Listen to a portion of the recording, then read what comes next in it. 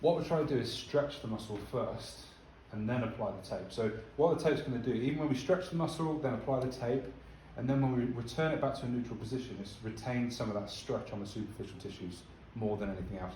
And what it does through that stretch is it bunches things up, crowds the tissue and lifts it.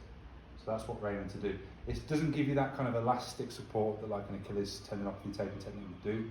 It's very different, but it can give that feeling of support as well.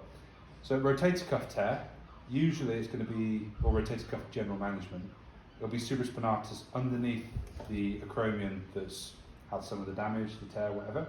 So that shares a tendon with the infraspinatus, so we need to get to both of those muscles. So come around the side if you can't see. So we've got two eye strips of tape, what they call these. So we've rounded the edges as well, just to give them every chance they can to stick. The first one that we're going to look at is the infraspinatus. So for that, we just need to make sure we're below the spine of the scapula, which is about there. And we're going to come around somewhere from about the deltoid tuberosity, maybe a little bit above. Just something to give a bit of that grip around the front there. So I want you to reach your arm across to the left side for me and hold it there. So let's tear the backing paper, leave the anchor strips and remove that middle strip. And about 50% stretch. You don't always need to stretch it on the first one because Dave's doing that for us, but I will provide a bit of stretch. I want to make sure that we get as far back around as the infraspinatus. Take more chest hair out there. Nice. There we go. There's the stretch. There's the spine of the scapula. And we're just underneath that. That's going to be our infraspinatus focused strip. Go lightly with this bit. Okay, bring your arm back out. Just got a little bit.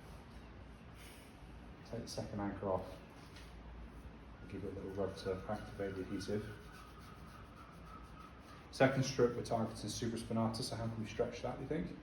What can we get Dave to do?